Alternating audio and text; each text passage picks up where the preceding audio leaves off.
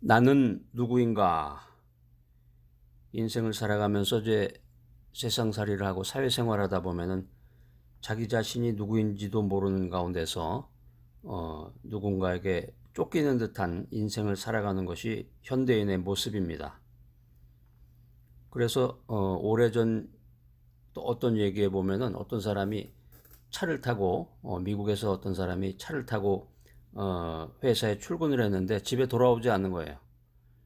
그래서 한 달 후에 경찰에 연락을 받고서 그 사람을 찾아보니까 뉴욕에서 살던 그 사람이 저쪽 어, 남쪽 마이애미 쪽에 거기에 거주하면서 살고 있더라는 거죠. 나는 누군지 이름도 잊어버리고 주소도 잊어버리고 그렇게 살았던 얘기인데, 인간이라고 하는 것은 동물하고 달리 자신이 누구인가 이거를 생각하면서 산다는 거죠. 나는 누구인가.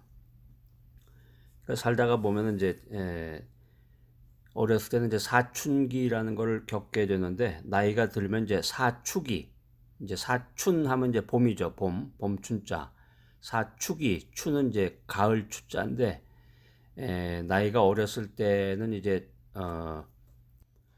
폭풍노도와 같은 그런 시절, 그걸 이제 사춘기라고 하고, 이제 나이가 좀 어느 정도 연륜이 쌓이고 인생 경험이 쌓이고 세상을 좀 알 정도 나이가 됐을 때는 이제 사축이라고 해서 또 한번 나는 누구인가 이거를 이제 생각하는 시간이 온다고 하는 것입니다. 일평생을 깊은 산골에서 밭을 일구면서 화전을 가꾸며 사는 사람도 밭을 매다가 아픈 허리를 펴고 하고 긴 한숨을 쉬면서 이렇게 중얼거린다고 그래. 인생이 뭔가? 인생이란 무엇인가? 나는 누군가? 이렇게 살다가 죽으면 어디로 갈 것인가? 여러분들은 어떠세요? 이런 얘기 뭐 하십니까? 어떠신지 모르겠네. 이게 이제 자아를 찾는 질문이라는 건데, 나는 누군가?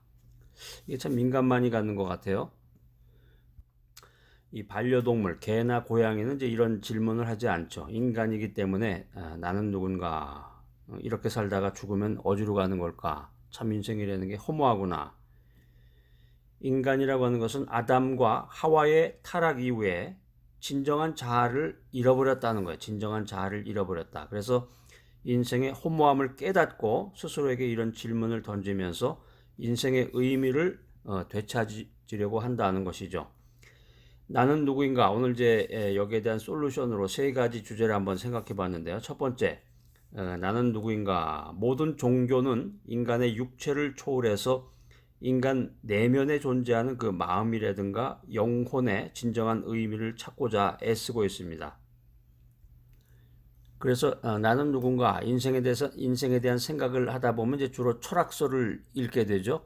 그래서 저 같은 경우도 이제 중고등학교 시절에 이제 그 철학자들 뭐 니체라든가 뭐 이런 아주 유명한 철학자들 책, 아주 굉장히 두꺼운데 그런 책을 읽고 이제 친구하고 같이 대화 나누고 그랬던 적이 있는데, 이제 나이 들면 이제 그런 거 읽게 되지 않아요. 나이가 들면은 인생이라는 것이 무엇인지, 뭐 아마 대학교 졸업하는 순간 사회로 들어오면서 그런 생각은 아마 다 잊어버릴 것 같아요. 인생이란 무엇인가, 뭐 철학서를 읽는다든가 그런 시간이 점점 줄어드는데, 이 실존주의 철학자들이 나에 대해서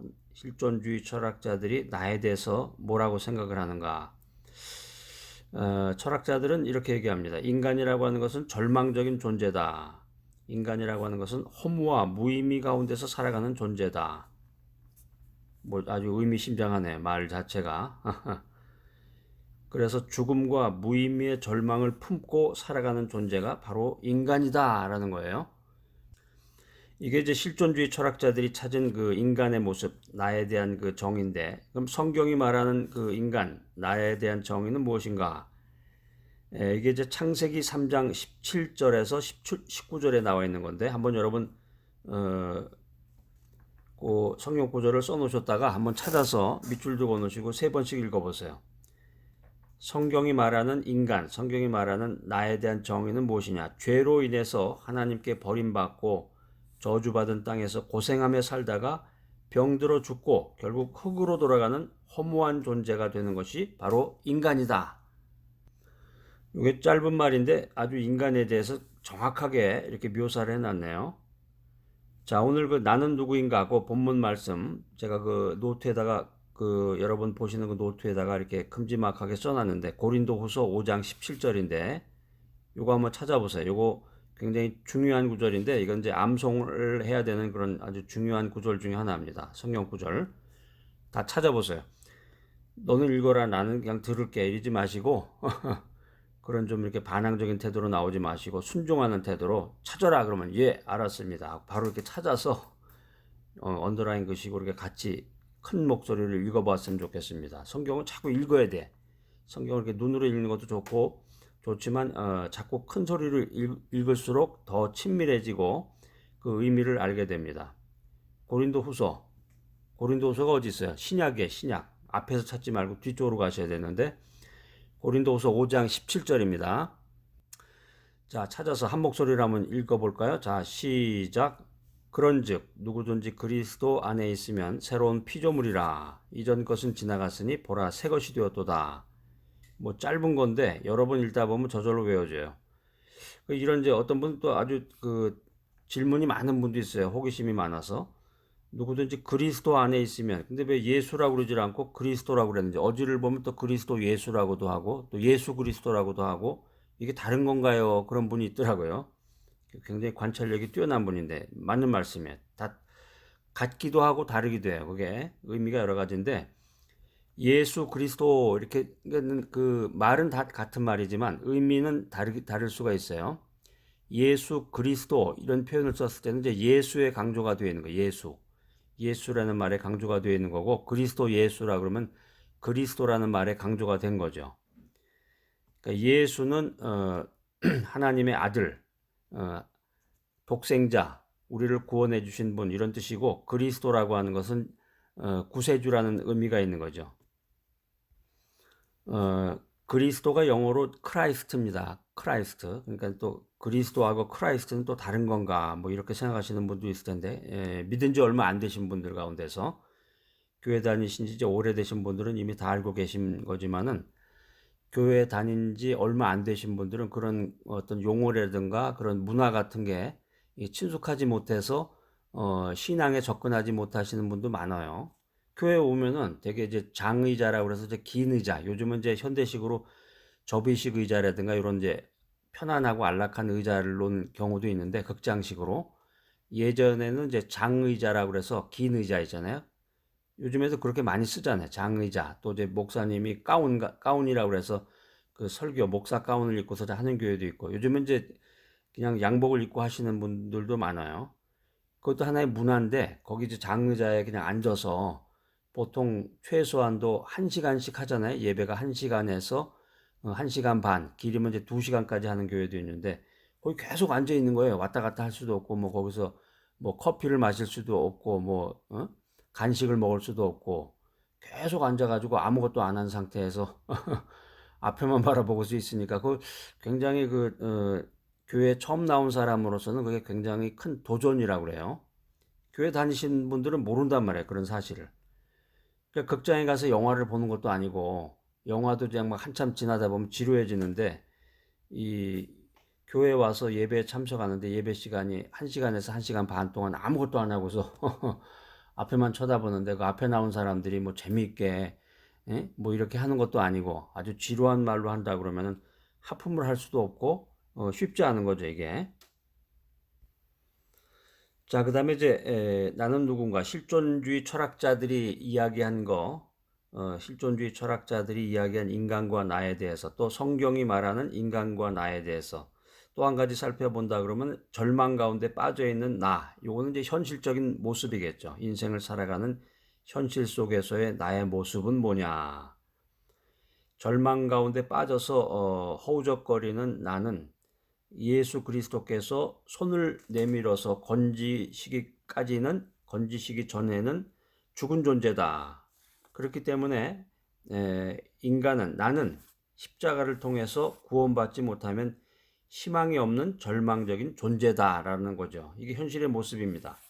간단하게 요약해서 제가 이제 엑기스만 여러분에게 전달해 드렸는데 이게 이제 인생의 모습이죠. 인생의 모습이라는 게 절망의 바다에 빠져서 허우적거리는 그런 모습이라는 거죠. 그래서 거기서 이제 구원을 받아야 되는데 아주 웃기는 말이 또 있어요.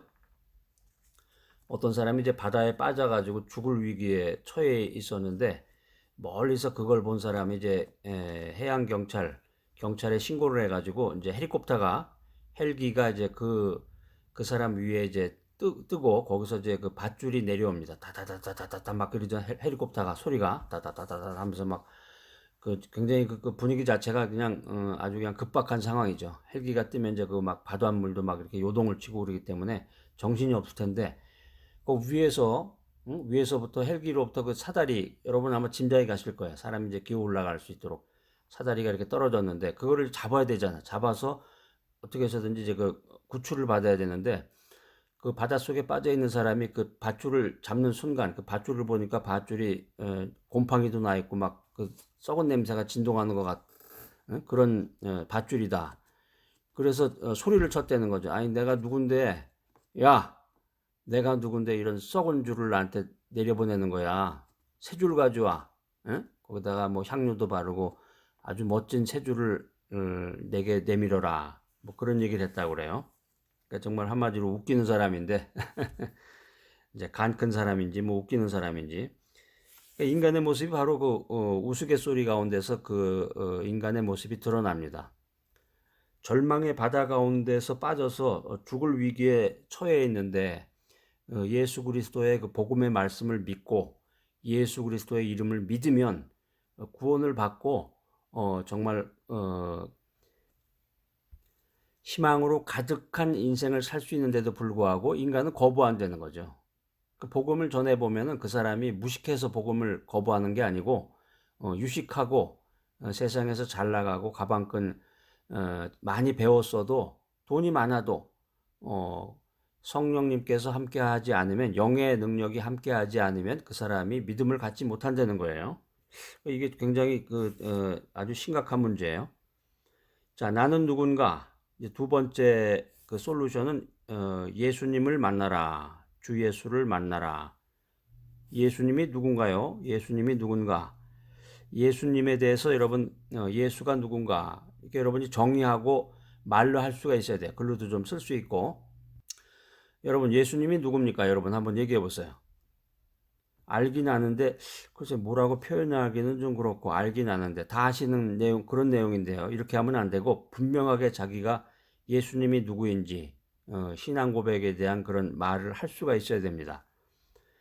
예수님은 인간의 육신을 입고 이 세상에 오신 분입니다. 그래서 인간이라고 막연하게 얘기할 게 아니라 나 자신, 나의 죄값을 대신 담당해서 죽으신 분, 그분이 바로 예수님이다. 간단하죠? 간단한데 거기에 그 기독교의 모든 진리, 성경의 그 진리가 다 포함이 되어 있는 거예요. 예수님은 인간의 육신을 입고 이 세상에 오셔서 인간의 죄값을 대신해서 죽으신 분이다. 그래서 죄와 질병과 저주와 죽음을 청산하고 부활해서 승리하신 분, 이분이 바로 예수님이라는 거지. 예수님. 자, 이 예수님을 만나면 어떤 일이 일어날 것인가? 절망적인 인간이 예수님을 만나면 어떻게 될 것인가? 여러분 궁금하시잖아. 예수님의 보혈로 용서함을 받는다. 예수님의 보혈로 죄사함을 받고 의롭게 되고 또 더 나아가서 성령 충만하게 된다. 이게 굉장히 중요한 일이에요. 성령 충만이라는 게. 이게 성령이 뭔지도 잘 모르고 성령 체험이 없는 사람도 있고 뭐 방언이라고 해서 막 하긴 하는데 실질적으로 보면 성령 충만한 생활이 아닌 분도 많아요. 가짜로 그냥 뭐 아무렇게나 막 하는 분도 있고 남이 하니까 따라서 하는 분도 있고 그건 어떻게 하느냐 그 사람의 그 행실이나 그 결실을 보면 알아. 결실 성령의 열매를 진정으로 맺고 있는지 자기 딴에는 뭐 성령 충만해가지고 뭐 방언도 하고 뭐 여러 가지를 한다고 그러는데, 그러니까 순복음교회 같은 데서 이제 방언을 강조하죠. 근데 장로교 같은 정통교단에서는 이렇게 방언을 인정은 하지만 그렇게 예배 시간에 뭐 방언으로 기도를 한다든가 그런 것은 금지하고 있습니다. 그 사람의 행실을 보면 알아요. 예배 시간에는 그냥 뭐 난리치면서 주여 앞에서 목사님이 뭐라고 이제 메시지를 전하면 그냥 아멘 아멘 그런 분들 많죠. 그런데 차를 타고 주차장을 빠져나가는 순간 아마 그 사람 입에서 육두문자가 나오잖아. 남을 이해하지 못하고 사랑으로 대하지 못하고 기본적인 인격조차 안 된 사람들, 그런 사람들이 참 우리 주변에 많다는 것이 심각한 문제입니다. 절망적인 인간이 예수님을 만나면 어떻게 되는가? 여러분이 예수님 만나면 어떻게 되겠어요? 예수님의 보혈로 죄사함을 받고 의롭게 되고 성령 충만하게 되고 나의 육신이 치료받아서 건강하게 된다는 거예요. 저주에서 해방돼서 하늘의 은혜와 복을 받게 된다. 그래서 사망에서 해방돼서 영원한 천국을 선물로 받게 된다는 거죠. 그러니까 기독교의 핵심은 천국, eternal life, 영생에 있는 거예요. 영생에 있다. 그러니까 무지한 사람은 영생 그러면 자꾸 영생교를 생각하더라고요. 보니까. 그러니까 그 사이비 이단이 그 기독교의 가장 중요한 교리들을 다 뺏어갔어요. 어떻게 보면. 영생이라는 게 굉장히 중요한 교리인데 영생교를 통해 가지고 자꾸 그 무지한 사람, 기독교에 대해서 잘 모르고 그 세상에 빠져서 죄악 가운데서 허덕이는 사람들이 정말 헤매는 그런 모양이 되는 거죠. 그래서 사망에서 해방돼서 영원한 천국, 영생을 선물로 받게 된다. 그렇기 때문에 예수님이 누군지를 분명히 알아야 되겠고 예수님을 만나야 되겠죠. 알기만 하면 뭘 하겠어요. 그 사람을 만나야지. 만나서 그분과 대화 나누고 그분과 교제를 나눠야 되는 거예요. 사랑하는 연인이 있다. 그냥 뭐 말로만 사랑해요, 사랑해요. 그 필요 없는 거죠. 실제로 그 사람을 만나서 사랑을 나누고 마음을 주고받고 진정한 사랑을 진실 가운데서 나눠야 사랑하는 사람이 되듯이 마찬가지예요. 예수님도 신앙의 세계도 마찬가지예요. 예수님을 알기만 해서는 소용이 없고 뭐 성경책을 많이 읽었다 아무런 소용이 없는 거예요. 예수님을 만나서 성령 충만한 가운데서 그런 생활을 해야 된다는 거죠. 자, 그 얘기인데 나는 누구인가 이제 세 번째가 그리스도의 삶에 대한 거. 예수님을 만난 그리스도의 삶. 예수님께서 이런 말씀하셨어요. 내가 곧 길이요 진리요 생명이다. 자, 요한복음 14장 6절 찾아서 거기다가 밑줄을 그시고 세 번씩 읽으세요. 이건 뭐 외우나 마나 그냥 바로 한마디로 다 나오네. 내가 곧 길이요 진리요 생명이다. 간단하잖아요. 이거 외우셔야 되는데 다 외우셨잖아요. 지금 벌써. 내가 곧 길이요 진리요 생명이다. 예수님이 길이라는 거. 길. 예수님이 진리다. 예수님이 참 생명이다. 그러니까 이게 그 복음의 메시지가 얼마나 간단한 건지 얼마나 심플한지 몰라요. 이 복음의 메시지를 어렵게 전달하는 사람은 이거 정말 정신적으로 문제가 있는 건지 아니면 그 사람 원래 심성 자체가 그런 건지. 이 복음의 진리는 아주 간단합니다. 예수를 믿으면 되는 거예요. 예수를 믿으면. 왜? 요한복음 14장 6절에 나와 있는 것은 예수님이 길이다. 우리가 인생길을 가야 되는데 어느 길로 가야 될지 혼란스러울 때 예수님을 따라가면 된단 말이에요. 예수님을 따라가면 예수님을 믿고 예수님을 따라가면 돼. 무엇을 믿어야 될 것이냐? 예수님을 믿으면 돼. 예수님이 진리라고 그랬잖아. 예수님을 믿게 되면 어떻게 됩니까? 생명을 받게 된단 말이에요. 죽었던 사람이 참된 생명, 영원한 생명을 얻게 된다. 예수님이 내가 곧 길이요 진리요 생명이니 이런 말씀을 이제 요한복음 14장 6절에서 이게 분명히 우리에게 해주시고 계십니다. 그래서 성경에 보면은 인생의 모든 게 다 나와 있어요. 그러니까 어떤 사람은 그러면 제가 오늘 그 점심 때는 뭘 먹어야 되는지 성경에서 말씀해주고 계십니까? 뭐 이런 질문을 하고 계신 분도 있더라고요. 그러니까 성경에 나와 있는 것은 그렇게 우리가 살아가는 데 필요한 내가 무슨 색깔 옷을 입을까 이런 게 나와 있는 게 아니라 그 인간으로서 인생을 살아가는데 기본적인 것과 구원을 얻는 길, 그 다음에 어떻게 하면 영생을 얻어서 성령 충만한 생활을 할 것인가 여기에 대한 자세한 기록들이 다 나와 있다는 거죠. 그 쓸데없는 생각하지 마시고 자, 예수님을 만난 그리스도의 삶이라고 하는 것은 길을 찾는 사람이 되어야 된다는, 길을 찾는 사람. 그리스도인이라는 말이 이제 크리스천이라는 말과 같은 말이에요. 그리스도인이라고 하는 것은 참된 길이 되신 예수 그리스도를 믿음으로 구원의 길에 이르게 된다는 거죠. 예수를 믿으면 구원의 길에 이르게 된다. 길을 따라가야 되잖아요. 길을 따라. 역주행하면 안 되고.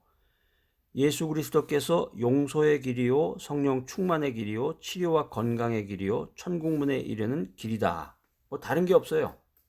여러분들 교회 다니시면서 그 목사님이나 장로님 말을 믿으면 안 되고, 물론 인간적으로 교제를 나눠야 되지만 예수님의 말씀을 믿어야 된단 말이에요. 예수님의 말씀, 성경 말씀을 믿어야지 그 사람의 말을 믿으면 안 되는 거죠.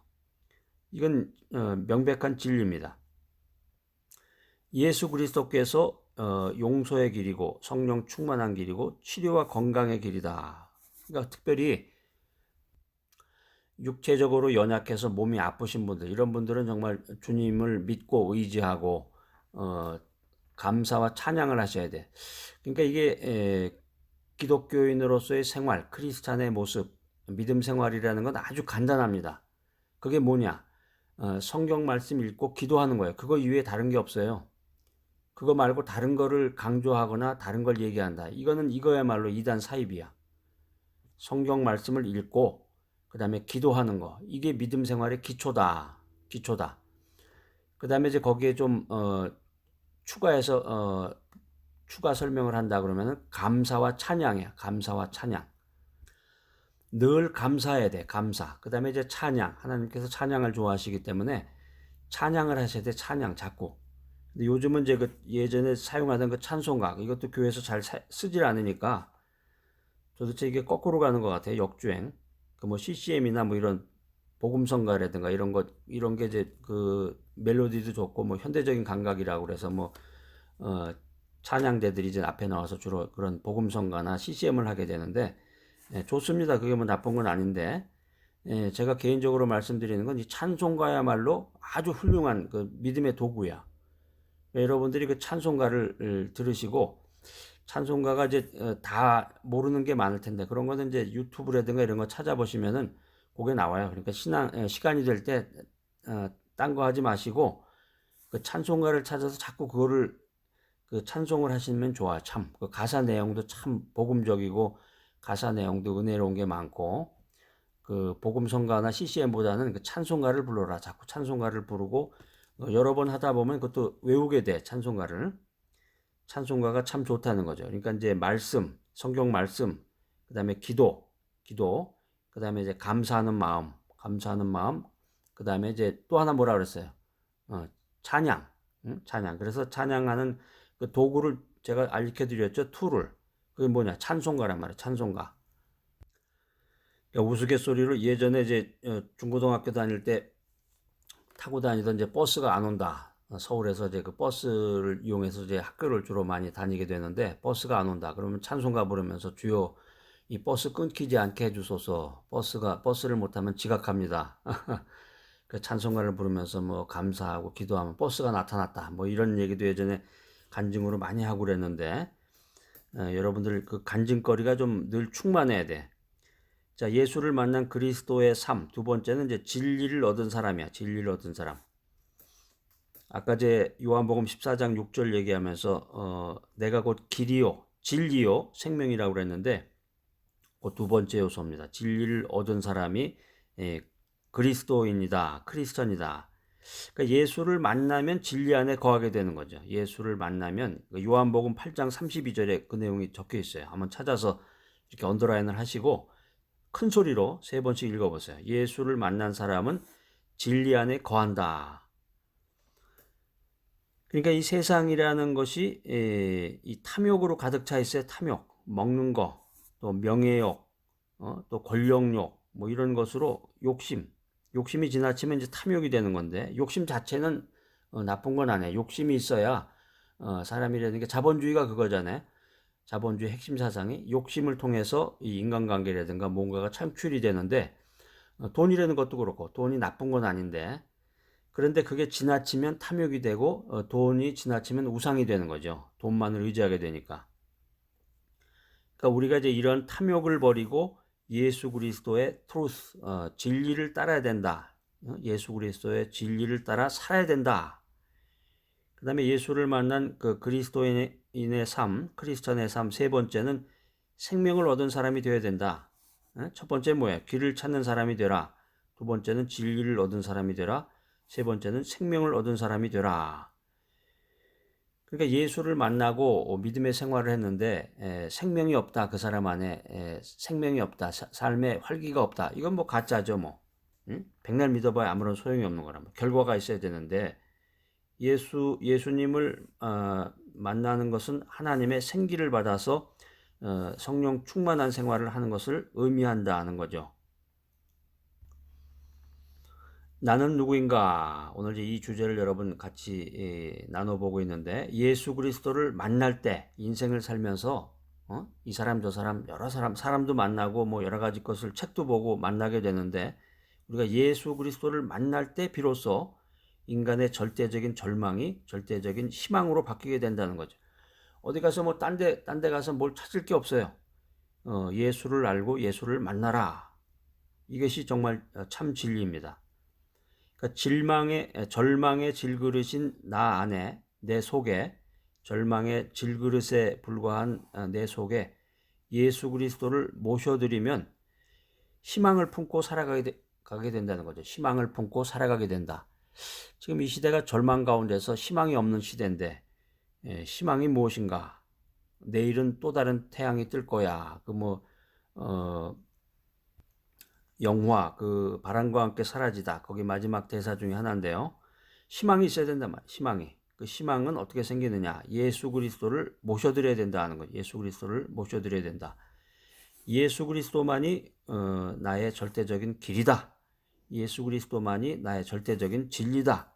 예수 그리스도만이 나의 절대적인 생명이다.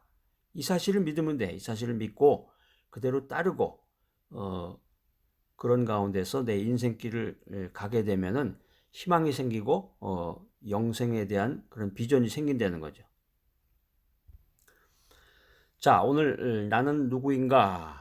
이 귀한 메시지 끝까지 들으신 여러분들 아주 귀한 믿음을 가지신 분들입니다. 제가 여러분 격려와 칭찬을 해드리고 여러분 정말 대단하십니다. 엄지척. 그러니까 여러분 이제 예수 그리스도를 만나 동행하시기 바랍니다. 그래서 새로운 피조물로 새로운 인생길을 걸어가시는 여러분 모두가 되시기를 간절히 소망합니다.